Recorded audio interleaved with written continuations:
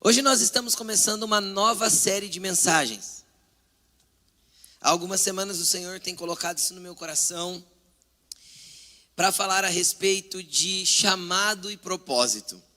Faz bastante tempo que eu não falo sobre isso com a igreja, faz bastante tempo que eu não prego sobre isso. E o Senhor colocou isso no meu coração para compartilhar com a igreja, para falar a respeito de chamado e propósito. E por que falar de chamado e propósito? Primeira coisa que nós temos que entender, não existe, preste atenção no que eu vou falar, nenhum inventor inventa algo para inutilidade. Imagina, sei lá, o inventor do motor a combustão, o motor de carro. Imagina se ele inventasse aquilo e alguém chegasse nele e perguntasse assim, que legal, o que é isso aí? E ele falava assim, não sei, mas faz barulho. Faria sentido?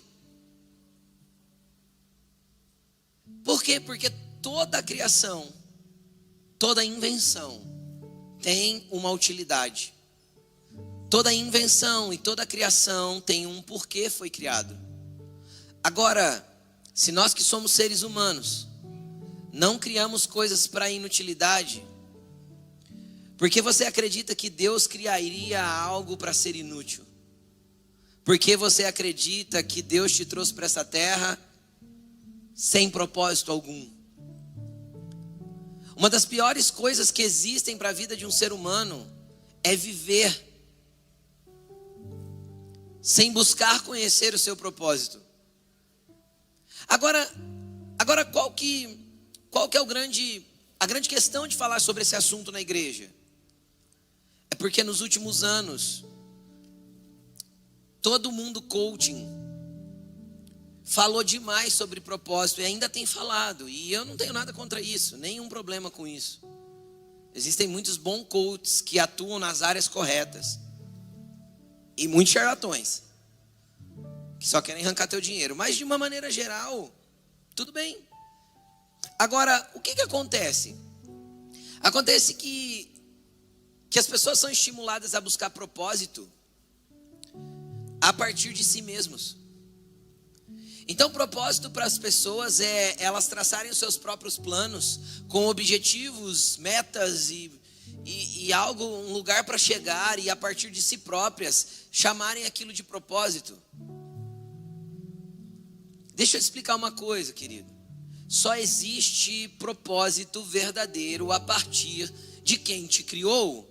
Só sabe para que você nasceu e para que você foi criado aquele que te formou.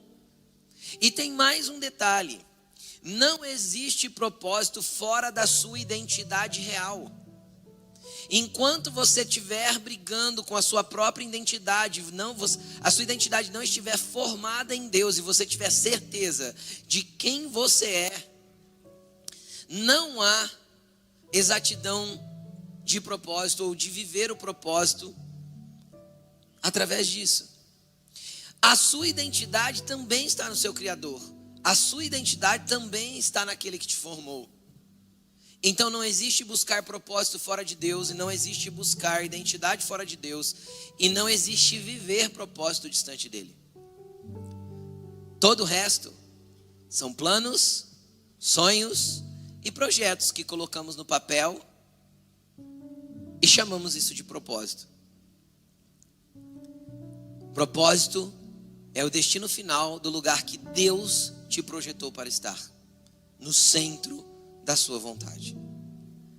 Então nós vamos falar um pouco nessa série sobre isso, mas antes de entrar em propósito, é óbvio que eu preciso tirar um pouco da salada, da mistureba que existe na sua cabeça, da confusão entre chamado, vocação, propósito, o que é cada um, como eu vivo cada coisa dessa, que jeito que isso funciona. Então hoje e a semana que vem nós estaremos falando sobre chamado, para que você entenda o que é um chamado de Deus, o que é ser chamado por Deus. Por quê? Porque não existe viver propósito distante sem estar no chamado de Deus. Se Deus te chamou, Ele vai te conduzir ao propósito. Mas então você tem que viver o chamado de Deus. Então hoje nós vamos falar um pouco a respeito de chamado. E o tema da mensagem de hoje é as dimensões do chamado. O chamado, existem dimensões que norteiam o que é um chamado celestial. E eu quero caminhar com você hoje para que você entenda isso.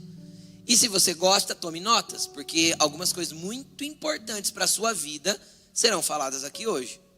Porque a pregação de hoje não tem a ver com o momento que você está vivendo. A pregação de hoje tem a ver com a tua existência. Então preste bastante atenção no que vai ser pregado aqui hoje. Então as dimensões do chamado. Antes de tudo, chamado, essa você pode anotar. Chamado é uma questão de obediência. Chamado é uma questão de obediência. Vamos entender um pouquinho a respeito desta questão de obediência, dessa dimensão da obediência. Gênesis capítulo 12, versículo 1.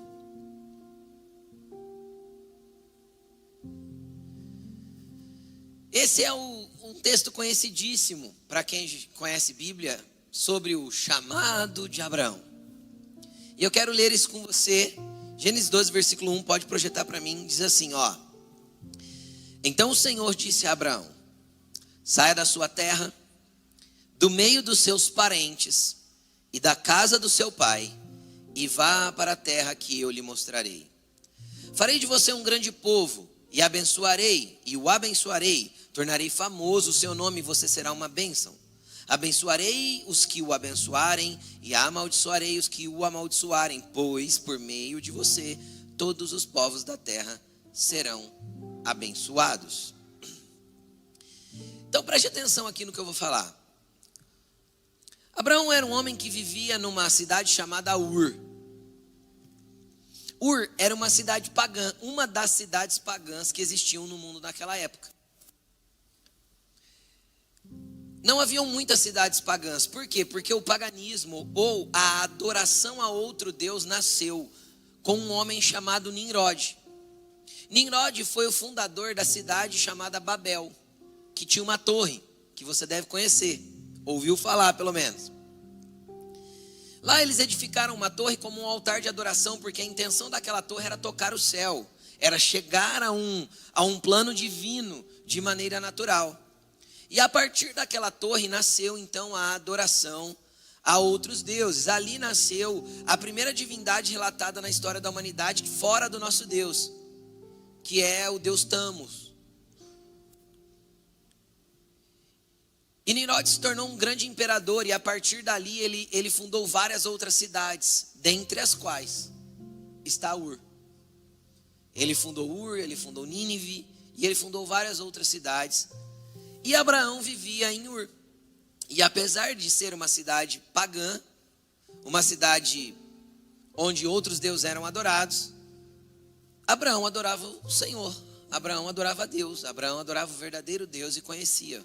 Então um dia Abraão recebeu uma palavra, um chamado, um chamamento da parte de Deus. E Deus disse para ele o seguinte: sai da tua terra, do meio da tua parentela ou do meio dos teus parentes e da casa do seu pai, e vai para a terra que te mostrarei. Só que quando a gente começa a ler o contexto, ou a gente lê Gênesis 11, vai explicar um pouco disso. Antes de falar do chamado dele, explica o que ele fez. A Bíblia vai dizer que Abraão saiu de Ur, mas ele não saiu sozinho. Então preste atenção no que eu vou falar. Abraão cumpriu o seu chamado, ele foi obediente ao chamado celestial em partes. Ele obedeceu parcialmente, porque ele saiu da localização geográfica, ele saiu do lugar físico chamado Ur, que Deus mandou sair, sai da tua terra. Ele estava saindo. Só que Deus também mandou ele sair do meio dos parentes e da casa de seu pai.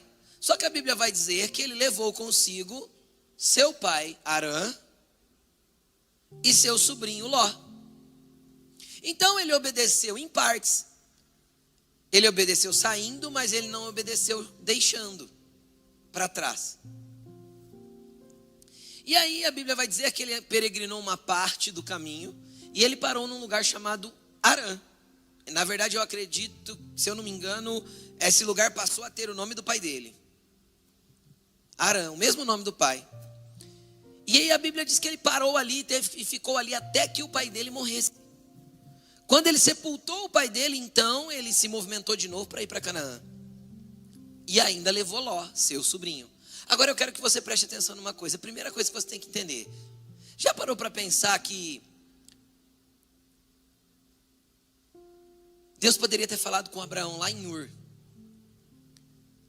Abraão, sai da tua terra e do meio dos teus parentes e vai para o lugar que eu te mostrarei. Você já parou para pensar que Abraão poderia ter olhado para Deus e falado assim: Senhor, eu acabei a casa agora. Jesus demorou 12 anos para a gente deixar a casa pronta. Agora que a casa está prontinha, o Senhor quer que eu largue tudo aqui? Já parou para pensar que Abraão poderia ter orado: Deus, como que eu faço isso? Tem a mãe da Sara, tem a sogra. Eu não gosto dela, Senhor, mas a Sara gosta. O que a gente faz nessa situação? Como a gente deixa tudo para trás? Tem o sobrinho, tem o primo, tem o tio, tem o cunhado. A cunhada é fácil deixar, né? Tem tudo aí. Brincadeira, gente. Abraão poderia ter arrumado inúmeras desculpas. Sim ou não? Ele poderia ter arrumado inúmeros empecilhos, porque com certeza havia. Mas ele obedeceu, apesar de ter sido parcialmente. Quando ele obedece, Deus o movimenta. Quando Deus o movimenta, ele chega num lugar e Deus o para. Por que Deus para ele? Porque Deus mandou deixar a casa do pai e a parentela. Ele levou. Você já parou para pensar que Abraão entrou na terra de Canaã com 75 anos? Eu não sei se você sabe disso, mas se você não sabe, estou te falando agora. Ele entrou na terra que Deus falou para ele com 75 anos. Já parou para pensar que ele pode ter saído de Ur com 35? E demorou 30 ou 40 anos para o pai dele morrer? Já parou para pensar que ele pode ter esperado 20, 10, 15, 12, 5, não sei, que seja 2 anos até que o pai dele partisse para que Deus o levasse para o lugar que ele realmente tinha que estar. O problema é que quando nós obedecemos parcialmente um chamado de Deus, nós atrasamos o processo daquilo que Deus tem para fazer na nossa vida. E na maioria das vezes nós transferimos essa culpa para Deus. Quando nós obedecemos parcialmente o que é a direção, o que é o chamamento de Deus para nós, pode ser que nós estejamos retardando o processo de Deus em anos. Atrasando aquilo que Deus tinha para fazer, porque Deus disse algo e a gente fez outro. A Bíblia não diz quando ele foi chamado, mas a Bíblia diz que ele parou e teve que esperar o pai morrer. Quanto tempo isso demorou? 1 ano, 2, 10, 5, 15, 20, 25. Aí o que vai acontecer? O pai morre, ele vai para Canaã. Ele vai para Canaã e ele leva quem? O sobrinho. E qual que era a palavra de Deus? Deixa o lugar, deixa a casa do seu pai, deixa a parentela. Então ele obedeceu uma parte, para depois obedecer outra, para depois ele obedecer outra. Aí Ló vai com ele. Quando Ló vai com ele, a Bíblia diz que eles começam a prosperar e os pastores de Ló brigam com os pastores de Abraão. Abraão chega nele e falou assim: ó, Ló, vamos fazer o seguinte. Se você for para a direita, eu vou para a esquerda. Se você for para o norte, eu vou para o sul. Se você for para lá, eu vou para cá. Escolhe teu rumo, porque eu vou escolher o meu. O meu vai ser o oposto do seu. A partir daquele momento, Gênesis 14, a gente vai perceber que Deus volta a se comunicar com Abraão e começa, então, a testificar para ele as promessas que estavam sobre a vida dele. Mas quando Deus volta a se comunicar com ele? Quando ele obedeceu a primeira etapa. Então tem gente buscando a palavra de Deus quando não obedeceu as que Deus já falou. Tem gente entrando na fila para Deus falar com ele quando não dá atenção para as palavras que já foram ditas. Deixa eu te explicar uma coisa, querido. Deus não vai ficar te instruindo da mesma coisa que ele já te instruiu. Deus não vai ficar repetindo de novo para você o que ele já te orientou. Não adianta você ficar buscando uma palavra. Eu vou buscar uma palavra hoje. A palavra de Deus para você hoje é: obedeça ao que eu já te disse. Obedeça o que eu já te orientei. Você quer viver tudo que Deus tem para você daqui para frente? Obedeça o que Ele já disse para você de agora para ontem, daqui para trás. Abraão só foi ouvir Deus de novo em Gênesis 15, reforçando a promessa, trazendo aliança, reafirmando tudo que ele ia viver, depois que ele cumpriu, que ele obedeceu aquele chamamento inicial. Enquanto era parcial, Deus não se comunicou com ele novamente. E ele era um adorador, um homem de Deus, um homem temente, um homem que orava. Mas mesmo, apesar de tudo isso, um homem que levantava altares, que fazia sacrifícios. Mas apesar de tudo isso, a continuidade do projeto de Deus na vida dele estava parado na desobediência ou na obediência parcial. O que é desobediência? Então vou repetir de novo. Chamado é uma questão de obediência. Vamos entender um pouco mais? Vamos para Lucas 5, versículo 8. Lucas 5, 8. Quando Simão Pedro viu isso o quê? Jesus tinha acabado de mandar ele jogar as redes de novo e os barcos estavam lotados. Quem já assistiu The Chosen aqui? Quem já assistiu? Quem lembra dessa cena? É maravilhosa, né? É impactante ali na série. Mas vamos lá, continuando. Tinha acabado de acontecer isso, então Pedro viu isso, prostrou-se aos pés de Jesus e disse: afasta-se de mim, Senhor, porque sou um homem pecador. Pois ele e todos os seus companheiros estavam perplexos com a pesca que haviam feito, como também Tiago e João, os filhos de Zebedeu, sócios de Simão. Jesus disse a Simão: não tenha medo, de agora em diante você será pescador de homens. Então eles arrastaram os barcos para a praia, deixaram tudo e o seguiram. Vamos lá, vamos para a história de Pedro agora. Pedro tinha uma companhia de pesca. E era sócio de quem? De Tiago e João? Não, do pai deles, do Zebedeu. Tiago e João eram dois molecotes, possivelmente um de 17 e um de 19. E Pedro era sócio de Zebedeu. Agora imagina esse chamamento de Jesus: Pedro, larga tudo aí, vem e me segue, agora você vai ser pescador de homens. Pedro poderia ter chegado em Jesus e falou assim: Senhor, o que eu faço com o Zebedeu agora? Como é que eu faço? Eu rompo a sociedade? Quanto tempo esse negócio vai demorar? Explica para mim que jeito vai ser. O que eu faço agora com a empresa? Que jeito eu vou deixar? Vou jogar tudo na mão do Zebedeu e deixar ele reorganizar? Senhor, o que eu faço? Eu troco o contrato social por uma empresa individual? Eu mando o Zebedeu ficar com a empresa? Eu vendo a minha parte para ele? Que jeito que a gente faz aí com o negócio? Pedro não ficou questionando Jesus o que ele tinha que fazer, porque a vida natural dele estava impedindo. Pedro poderia ter olhado para Jesus e perguntado assim: Jesus, deixa eu falar uma coisa para o senhor. Tá vendo esses dois meninos aí? O João e o Tiago? Eles não são casados, não.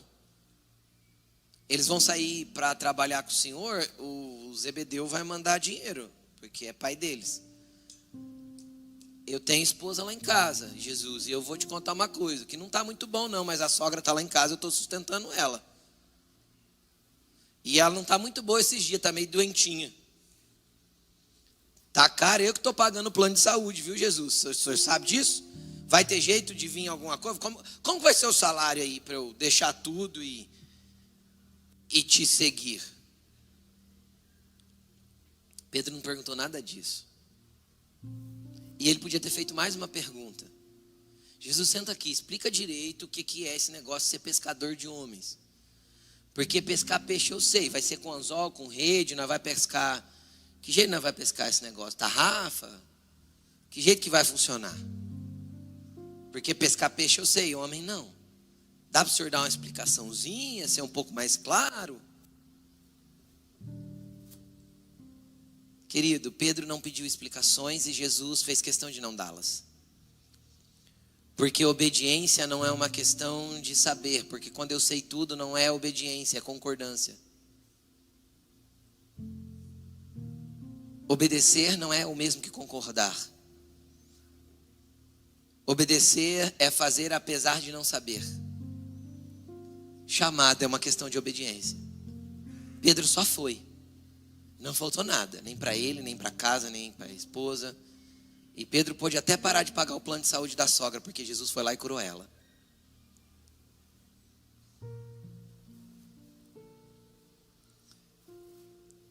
Então, é uma questão de posicionamento. Eu vou ler mais 2 textos para a gente fazer um paralelo para você entender. Vai comigo para Marcos 2,13. Marcos 2,13 vai dizer assim, ó: Jesus saiu outra vez para a beira-mar. Uma grande multidão aproximou-se e ele começou a ensiná-los. Passando por ali, viu Levi. Levi é Mateus, do Evangelho de Mateus, é a mesma pessoa. Filho de Alfeu, sentado na coletoria, e disse: siga-me. Levi levantou e seguiu. Deixa eu te explicar uma coisa. Mateus era um coletor de impostos. Ele era odiado pelo povo judeu. E ao mesmo tempo ele ganhava muito bem, porque ele trabalhava para Roma. Ele trabalhava para o povo inimigo, para o povo que oprimia eles politicamente. Quando Jesus olhou para Mateus e falou: vem, me segue, Mateus nem questionou, ele levantou e foi. Agora sabe o que Mateus largou para trás? Riqueza, dinheiro, poder, trabalho. Ele nem questionou, ele simplesmente foi. E ele poderia ter colocado um monte de questionamentos. Só que chamada é uma questão de obediência. Agora eu quero te mostrar um que não foi.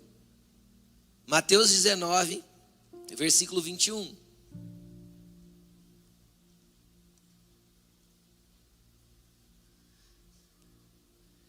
Respondeu Jesus: se você quer ser perfeito, vá, venda os seus bens, dê o dinheiro aos pobres, e você terá um tesouro nos céus. Depois vem e siga-me. Ouvindo isso, o jovem afastou-se triste, porque tinha muitas riquezas. Foi um jovem que chegou em Jesus e falou assim: ó, eu quero te seguir, eu quero estar com você. Jesus falou assim: tudo bem, vai lá, vende tudo que você tem, dá para os pobres, vem e me segue. Saiu cabisbaixo, chateado, e foi embora. Qual que é a diferença da riqueza do Mateus para a riqueza do jovem rico? Consegue entender o que eu estou falando? Nenhuma. Um obedeceu, o outro não. O outro colocou na balança todos os porquês, todos os talvez, todos os misericórdias, todos os eu não quero, todos os eu não devo. Colocou todo o contexto na balança ao invés de obedecer.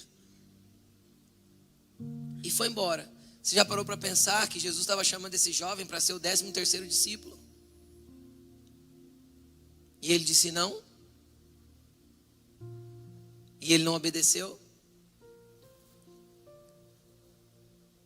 Atos 26:15.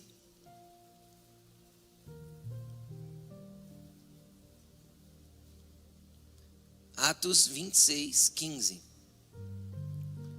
Paulo está na frente do rei Agripa, sendo acusado por pregar o evangelho. E ele está apresentando a sua defesa. E no meio da sua defesa, então, ele começa a contar os seus testemunhos de como Jesus o alcançou.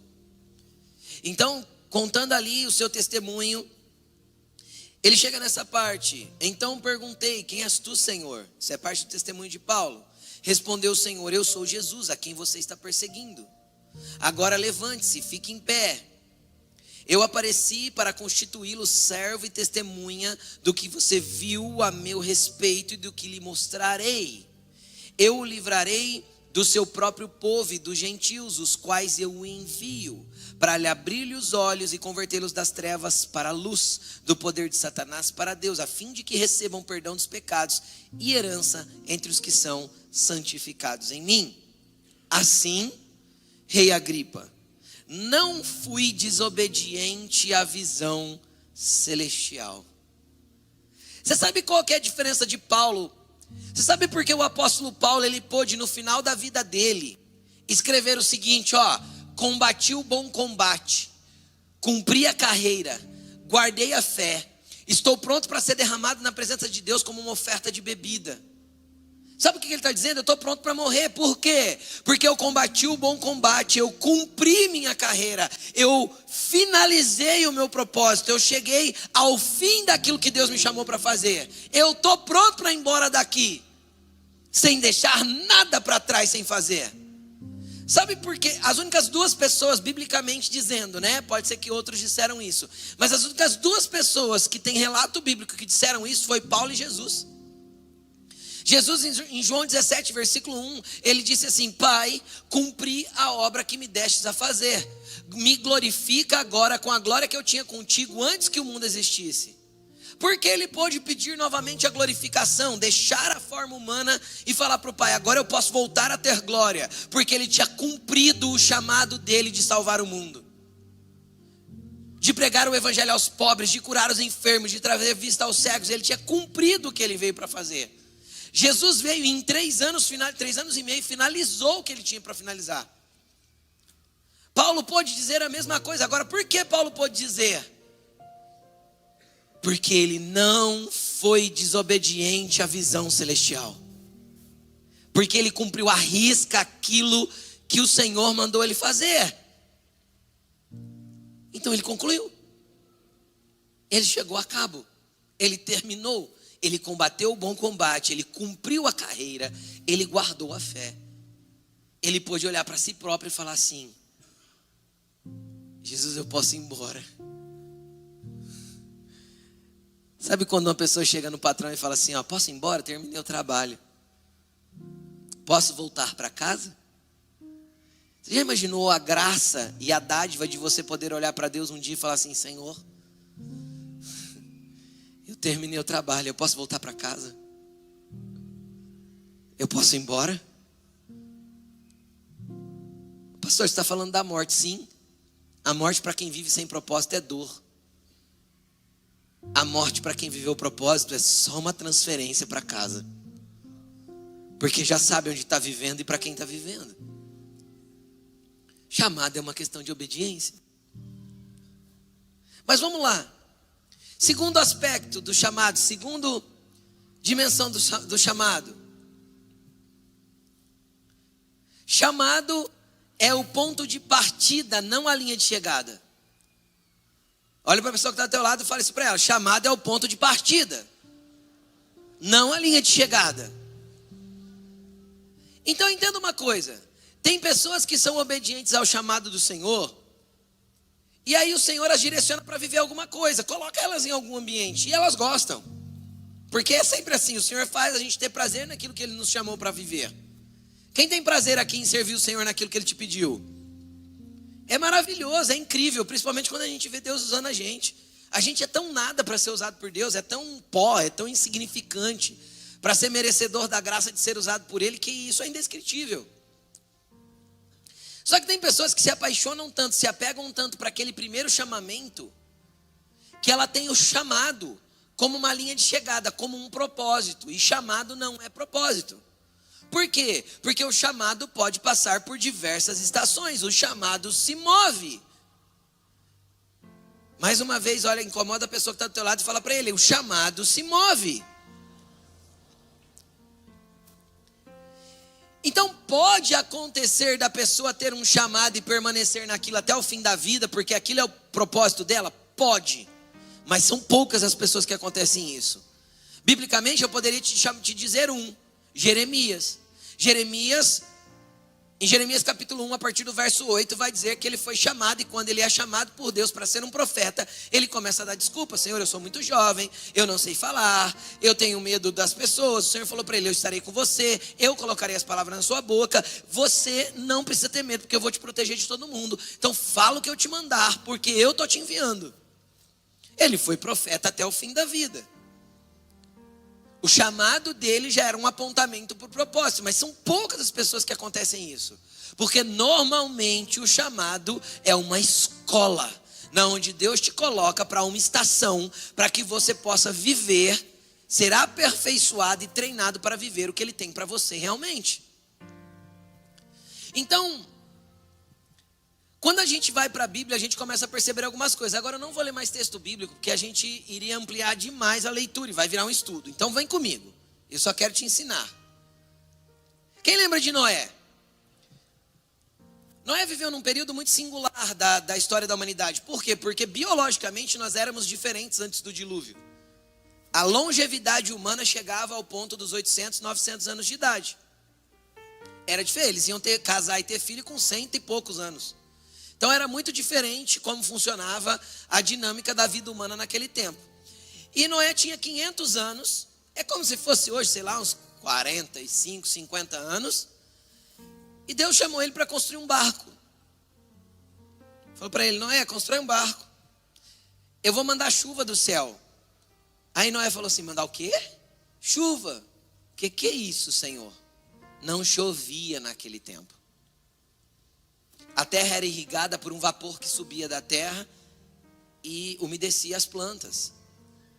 Então imagina você construir um barco no seco, a 550, 600 quilômetros do mar mais próximo, esperando que vai cair água do céu.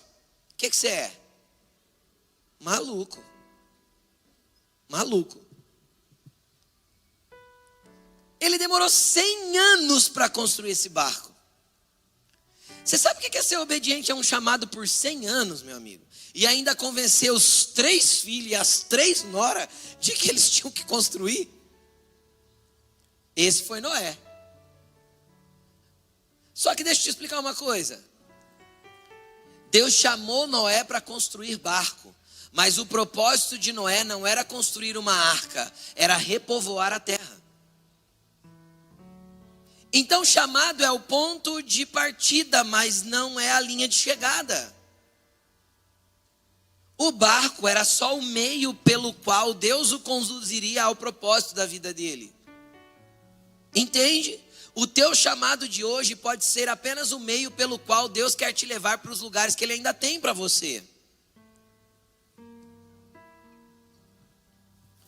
E eu poderia falar outros. Davi tinha 17 anos, era um molecote de 17 anos. Samuel vai visitar ele, derrama óleo na cabeça dele e fala assim: você é ungido rei de Israel. Ele foi para o trono? Não. Uns dias depois, Davi se torna arpista de Saul, arpista. Então vamos lá, qual foi o primeiro chamado de Davi? Trocar a harpa para o rei. Para quê? Para expulsar o demônio dele. Saul era endemoniado, e quando ele ficava endemoniado, Davi tocava para poder arrancar o demônio de Saul. Então vamos lá, qual que foi o primeiro chamado de Davi? Libertador, exorcista, chama do que você quiser, expulsador de demônio. Esse foi o primeiro chamado de Davi, com um instrumento, com uma harpa. Ele tocava e o demônio saía. Passado um tempo ele volta para a casa do pai dele, para de tocar harpa para Saul. Aí tem uma guerra, aí tem o tal do Golias, o grandalhão lá de 2,80 metros de altura. Aí Jessé chega nele, pai dele, e fala assim: Davi, eu quero que você vá lá na guerra. Leva pão, leva queijo, leva uns cereais lá na guerra e vê como estão os seus irmãos. Pega informação deles e traz para mim. Davi saiu de arpista libertador para office boy, entregador de iFood mineiro, que tinha queijo, né, uai? Pãozinho com queijinho é bom, não é? Coisa de mineiro, não é? Se tiver um cafezinho. Então Davi sai de arpista libertador para entregador de iFood do pai, entende? Quando ele chega lá na guerra, quem está lá gritando logo de manhã? O Golias. Naquele dia Golias caiu e Davi ele saiu de casa entregador. Ele voltou para casa general do exército de Saul e genro do rei. O chamado dele para entregar as coisas foi só para conduzi-lo a mais um estágio de um novo chamado. Era o fim? Não. Qual que era o propósito da vida de Davi? Ser rei, não era para ser general. Não era para ser sogro do rei. Genro do rei. Era para ser o rei. Aí dá ruim, Saul persegue ele, De repente, Davi está onde? Vivia no palácio, tinha lugar na mesa do rei. Daí a pouco ele está vivendo dentro da caverna de Adulão. Lá na caverna de Adulão, vou te falar quem encostou em Davi. Só gente boa. A Bíblia vai dizer assim, ó: e juntou-se a Davi os desempregados, os endividados e os que tinham problemas sérios na sua vida. 318 mal acabado. Não, 318 é de Abraão, né? Não é, eu confundi as histórias. Um exército de mal acabado, tudo desajeitado. Por que Deus deu outro chamado para Davi? Treinar gente que não vale nada. fazer de um bando de homens que não valiam nada os seus principais guerreiros, está escrito na Bíblia. O que Deus estava fazendo ele? Treinando ele na liderança, forjando ele para conduzir uma nação. Mais um chamado que não fazia sentido nenhum. Fala para mim, querido, que ligação tem uma entrega de pão e queijo com um trono?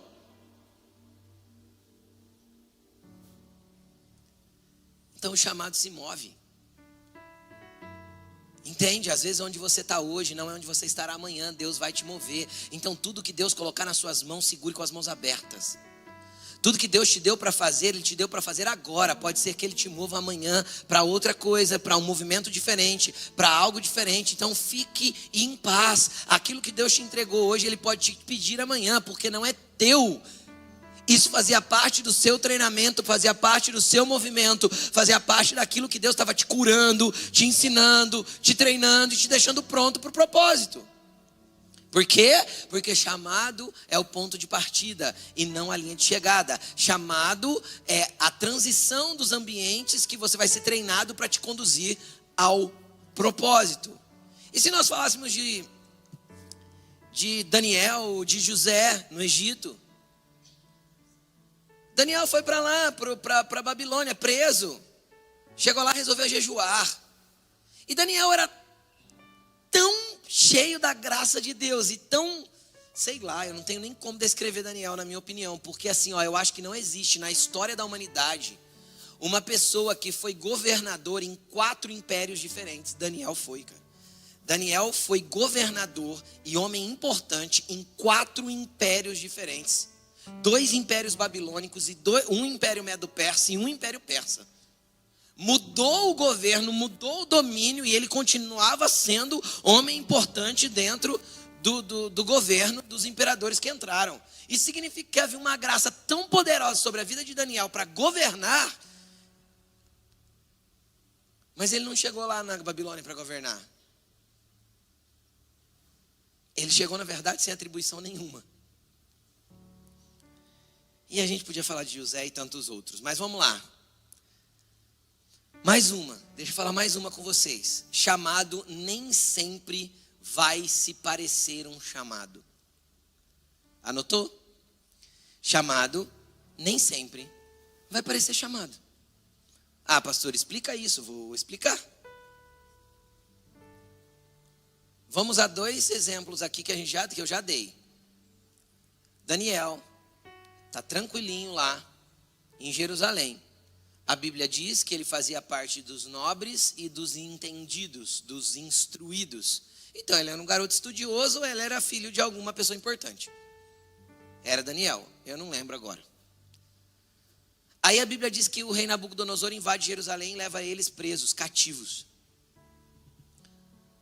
Você sabe quantos quilômetros tem de Jerusalém a Babilônia?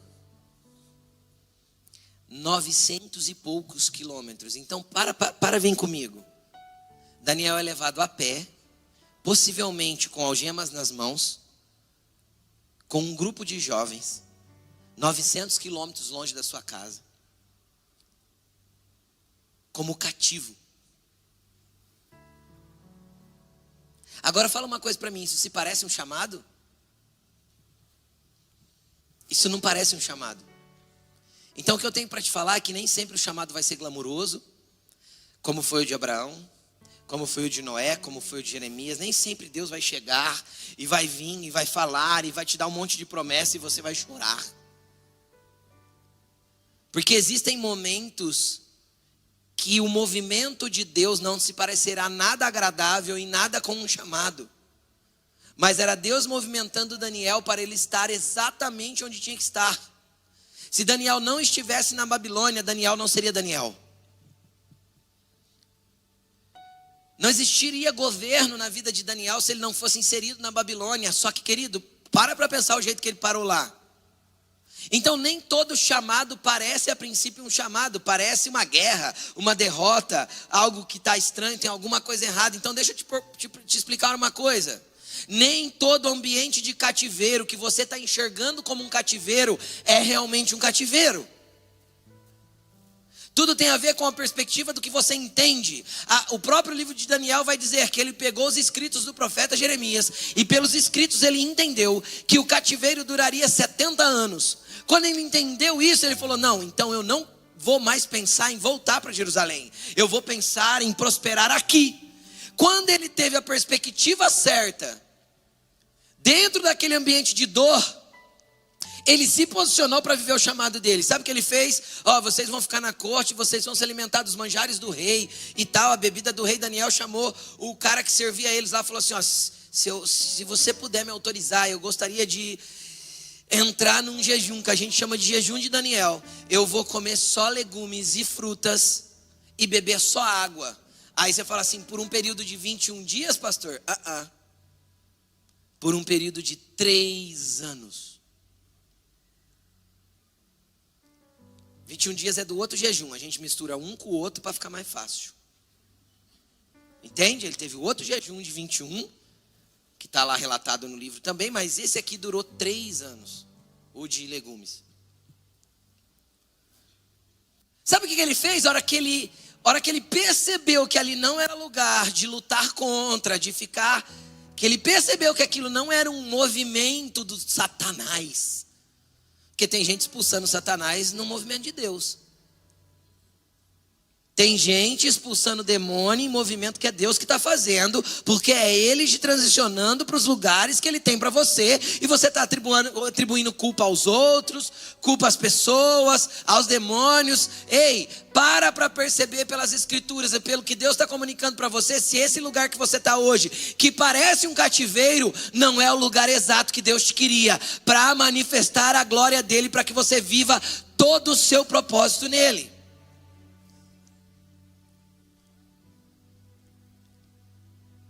Vamos falar de José. José tem um sonho maravilhoso. Eu vi meu pai e minha mãe, meus 11 irmãos se prostrando diante de mim. Jacó chegou a repreender o menino, falou assim: você está maluco, rapaz? Você está maluco que eu e tua mãe vai se prostrar diante de você?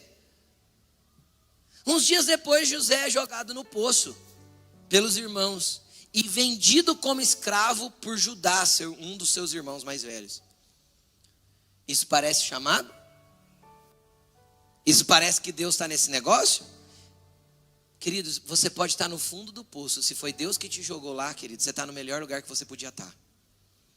Porque tem fundo de poço que foi Satanás que te jogou, mas tem fundo de poço que foi Deus que te levou. A tua pergunta então não é: Deus, por que eu estou aqui? Ou o que está acontecendo? Ou Deus, me arranca daqui, pelo amor de Deus, eu quero sair desse lugar. A tua pergunta é: Jesus, se foi o Senhor que me trouxe aqui, me ensina o que eu tenho que aprender dentro desse poço.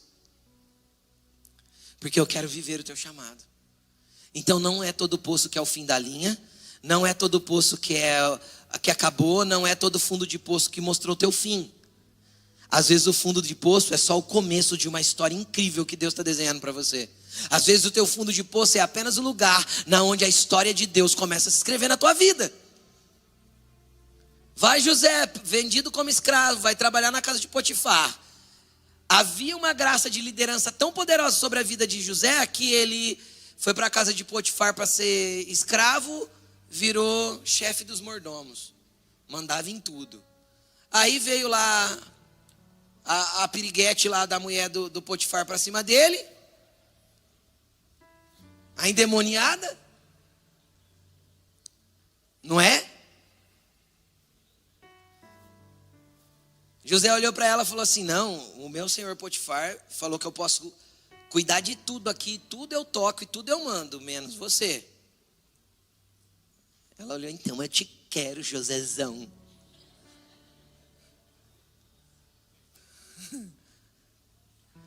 Aí José deu uma esquivada dela, ela pegou e inventou uma história e pôs José na cadeia. Deixa eu te contar uma coisa, ele foi para lá preso. Daí a pouco ele estava fazendo o quê? O carcereiro saía, deixava a chave da cadeia na mão dele e falava: José, dá uma olhada nos presos aí para mim. Você cuida aí para mim. É sério, está escrito, não desse jeito, mas está escrito. Ele cuidava da cadeia.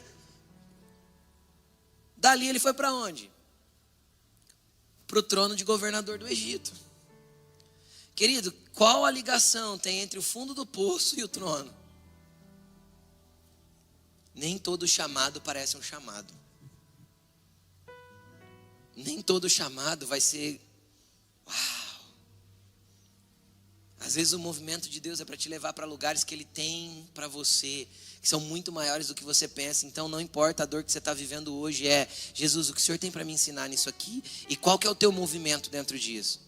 E se Ele falar assim, não tem nada a ver comigo, foi você que se jogou nesse buraco aí, você vai falar, Jesus, então tem misericórdia de mim e me tira daqui. Porque às vezes tem buraco que você se joga. Tem ou não tem? Quem já se jogou em buraco aí e depois ficou desesperado porque tinha feito errado? Jesus, tem misericórdia de mim. Ele te tira. Ele está ali para te socorrer, mas às vezes o buraco foi você que criou. Mas às vezes não. Então nem todo chamado parece um chamado. Agora eu quero entrar, eu falei de cativeiro e fundo de poço, mas vamos para uma coisa menos drástica.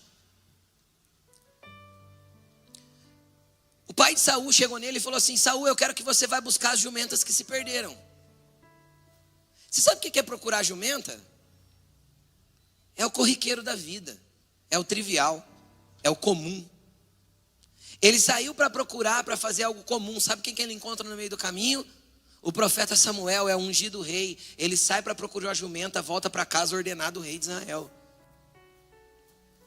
Então deixa eu te explicar uma coisa. Às vezes o teu chamado é obedecer à voz de alguém que pediu para você se movimentar em algo. Já parou para pensar nisso? Se Saul não fosse obediente à voz do pai dele de procurar jumentos, por que eu estou falando obediente? Porque presta atenção, o pai de Saul era um homem que tinha fazenda. E naquele tempo o jumento era o animal mais baratinho.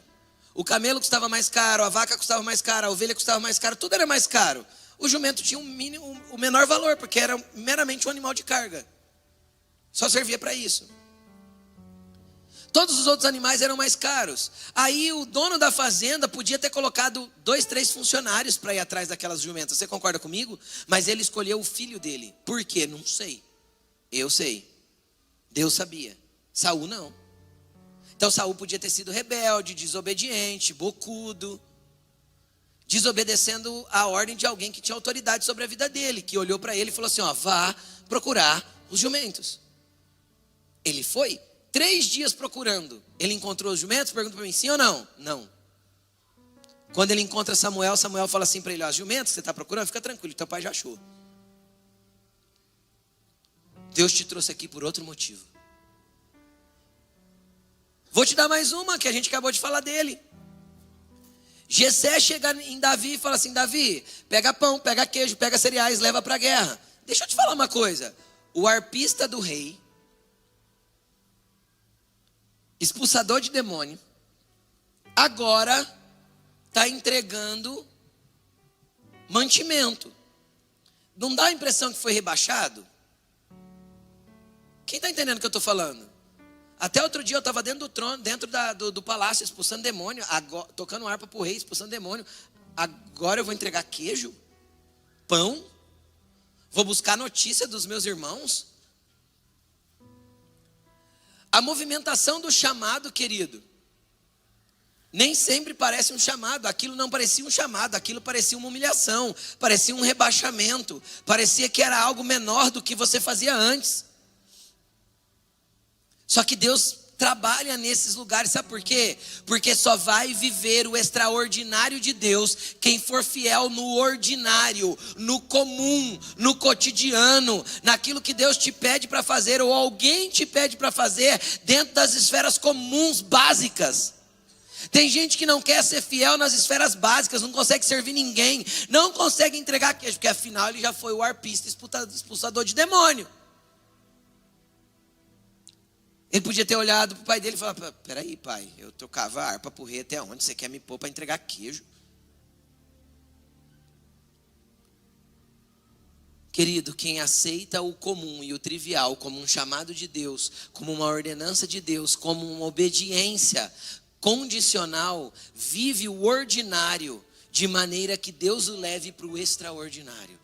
Só derruba gigante quem obedece pai. Só derruba gigante quem sabe acolher ordens daqueles que estão pedindo para fazer coisas mais simples. Só derruba gigantes aqueles que sabem obedecer no trivial, no comum, no normal, para poder então viver o sobrenatural. Deixa eu explicar. Só vai ser dono de empresa se esse é o teu propósito. Aquele que sabe ser bom funcionário. Só vai ter uma família abençoada. O filho que sabe honrar pai e mãe. Só vai viver o sobrenatural de coisas incríveis aqueles que forem obedientes no trivial. Só que tem gente que não quer obedecer no trivial porque se acha grande demais. E outros porque são rebeldes mesmo. Nem todo chamado parece chamado. Parece humilhação às vezes. Bem-vindo ao clube dos cristãos. Bem-aventurados humildes, pois eles herdarão a terra. Você sabe o que é humildade? Humildade é a capacidade de ser humilhado e não revidar. Escreve. Humildade é a capacidade de ser humilhado e não revidar. De se rebaixar voluntariamente. É o Davi que saiu de arpista, expulsador de demônio, para entregador de queijo. Só que derrubou gigante. Então nem todo chamado parece um chamado. Vamos lá. O penúltimo aspecto. Chamado pode não ser audível, tangível e nem mensurável. Como assim, pastor? Querido, às vezes quando você sentir que você deve fazer alguma coisa, não vai ter uma voz, não vai ter uma orientação, não vai ter algo palpável que você consegue tocar, mas você vai sentir lá no teu espírito. Porque tem uma definição de chamado que eu gosto bastante, que é: chamado é a chama que queima dentro de nós para nos tirar do lugar de inércia. Chamado é a chama que queima dentro de nós para nos tirar do lugar de inércia. E às vezes, quando essa chama começa a arder, eu olho em volta e não faz sentido. Não tem nada palpável, nada audível, nada tangível, nada que eu consiga me apoiar e falar: por que eu estou sentindo isso? Quem já ficou confuso assim? Ficou em crise? Porque isso dá crise. Não dá? Você sabe o que você precisa fazer, só que não faz sentido nenhum para a realidade que você está vivendo. Sim, isso vai ser muito real na tua vida. Todo movimento de Deus, querido, quando é de Deus de verdade, você vai ser automaticamente desconectado do chamado anterior para viver o chamado futuro. Ou já é um apontamento para o propósito. Então esse momento de desconexão, você se sente extremamente apto, naturalmente dizendo, para o que você fazia até agora, completamente inapto para a realidade do que Deus está te apontando, mas você já tem um desamor por aquilo que você está fazendo, apesar de você ter amado até hoje, e você começa a se apaixonar por uma coisa totalmente diferente, mas não é palpável, não é tangível, não é audível, e a gente fica no olho do furacão com um sentimento doido aqui dentro, mas é uma chama que queima para me mudar de lugar, para me mexer na minha esfera. Quem já sentiu isso sabe que é terrível e maravilhoso. Porque nem sempre o chamado vai ser audível, tangível, mensurável, explicável. Você sabe o que precisa fazer, mas não consegue fazer. Você sabe que você tem que entrar num novo lugar, mas não consegue se movimentar porque você está preso a um antigo e você fica naquele desespero. Glória a Deus, isso é maravilhoso. É o movimento do chamado que Deus tem sobre a tua vida. E ele nem sempre vai ser totalmente explicável. Aí você vai falar, às vezes você vai conversar com alguém e fala assim: então, eu tenho sentido algo nesses últimos dias. Aí você faz assim: eu nem consigo te explicar. Mas Deus está queimando algo aqui que eu acho que eu não tenho mais que estar onde eu estou, mas também não sei o que eu ainda tenho que fazer. Bem-vindo às transições de chamado, de movimento de Deus. Isso é muito incrível e poderoso. É difícil uma vez que isso acontece, sem ser mensurável, audível e palpável, porque normalmente é assim que Deus faz.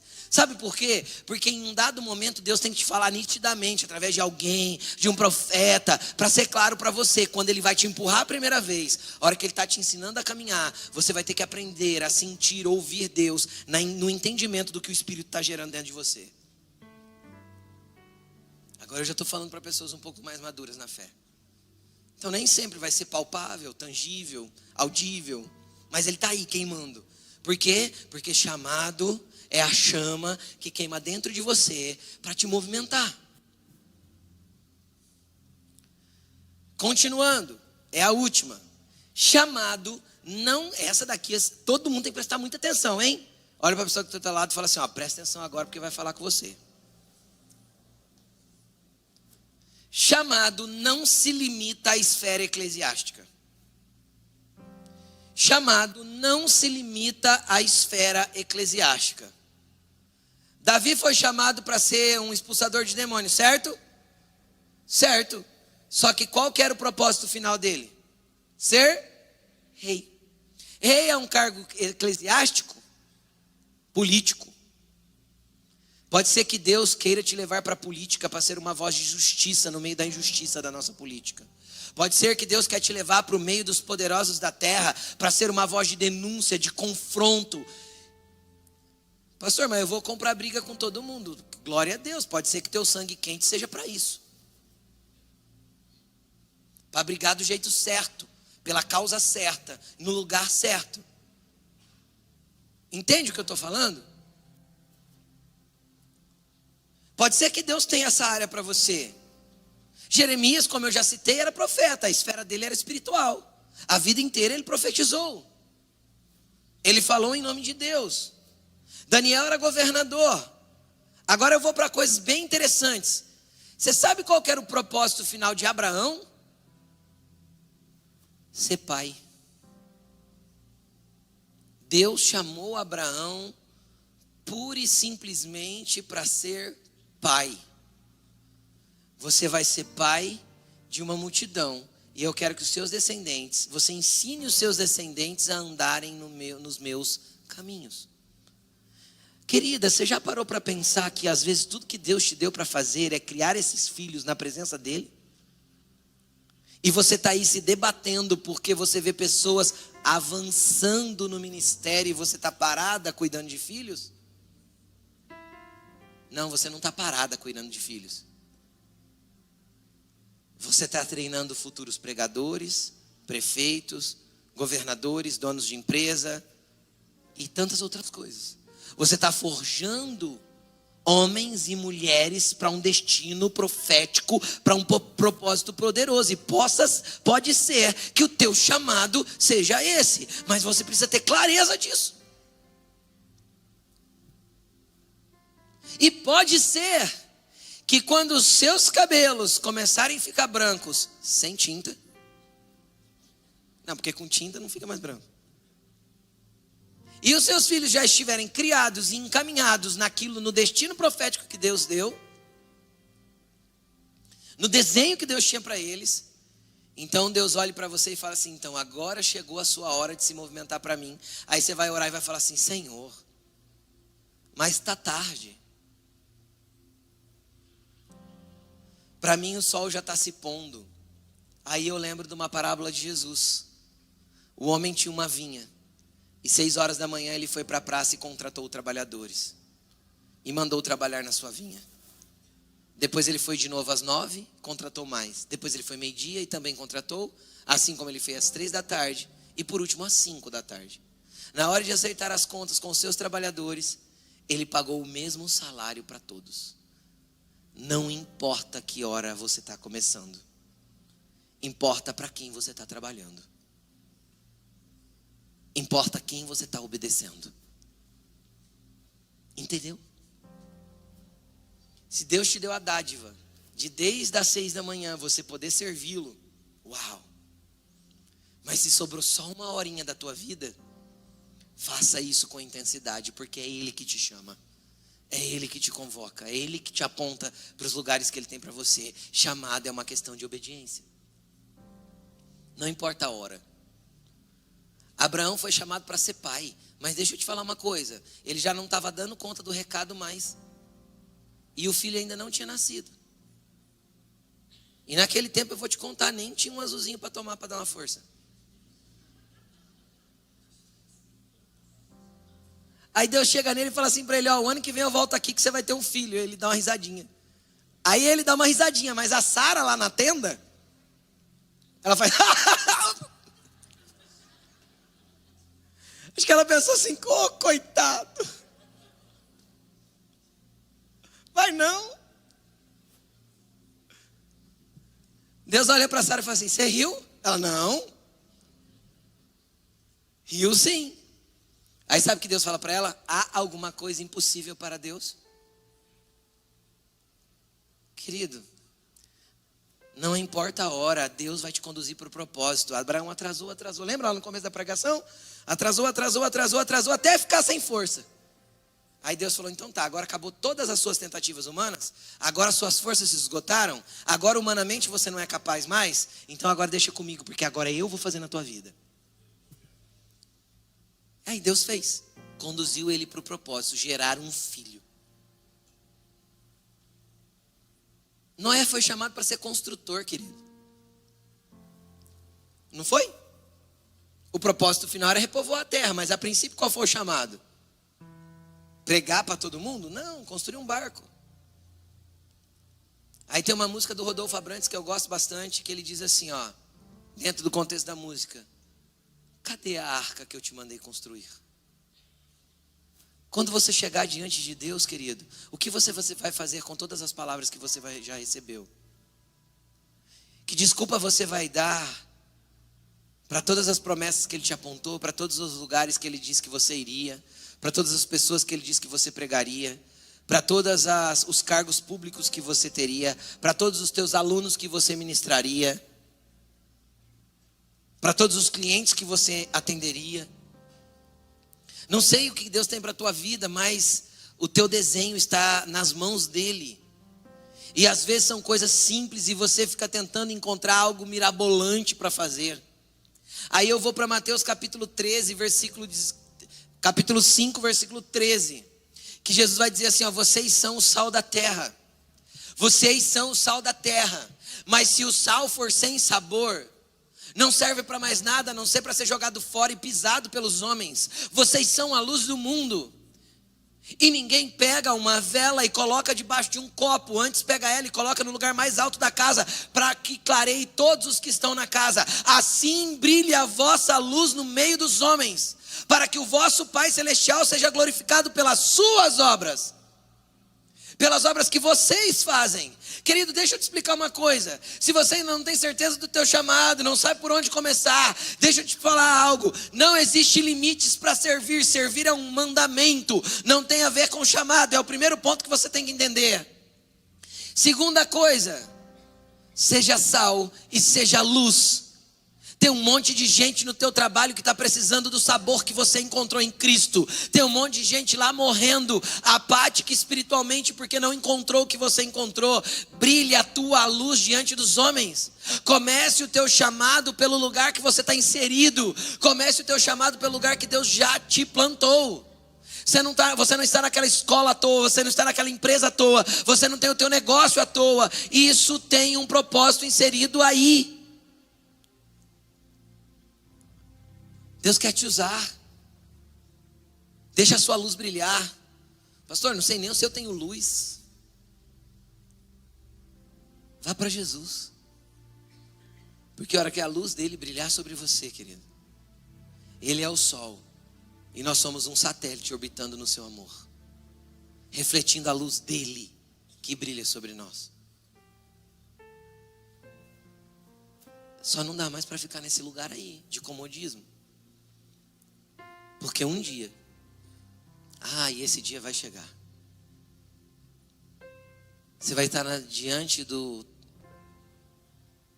tribunal de Cristo, diz o apóstolo Paulo. E todos os que estiverem lá foram salvos pelo alicerce. O alicerce é Cristo e ninguém pode mudar. Mas cada um vai prestar conta daquilo que edificou sobre esse alicerce. Está escrito. O que você está construindo sobre o alicerce que existe dentro de você? Cadê a arca que Ele te mandou construir? Cadê os filhos que Ele te mandou educar? Cadê os alunos que Ele te mandou orientar? Cadê os clientes que Ele pediu para você tocar? Cadê as pessoas que Ele pediu para você cuidar? Cadê os abraços que Ele pediu para você dar? Cadê tudo que Ele tinha para fazer através da sua vida? Você não foi criado para inutilidade. E para a gente finalizar, Lembra de Abraão, que recebeu uma palavra lá em Ur dos Caldeus? E que a palavra foi se cumprir quando ele já tinha 100 anos de idade. Se passaram 40, 30, 40, 50 anos para que o propósito se cumprisse na vida dele. Sabe o que isso me mostra? Deus não volta atrás no que disse. Então o que ele disse para você, querido, continua sendo o projeto dele para a tua vida. Pessoas mais velhas que estão aqui, que ouviram a voz de Jesus lá na juventude, lá na adolescência. Algum profeta te entregou algo e disse que Deus te usaria em uma área. Deixa eu te falar, Deus não muda de plano não. Quem mudou de plano foi você. Então com a tua mudança de plano, você descartou o projeto de Deus para a tua vida. Hoje Ele te chama para voltar. Hoje Ele te chama para correr de volta para Ele. Hoje Ele te chama para voltar a obedecer. Hoje Ele te chama para poder viver os propósitos dEle. Deus não muda de ideia. Coloque-se de pé.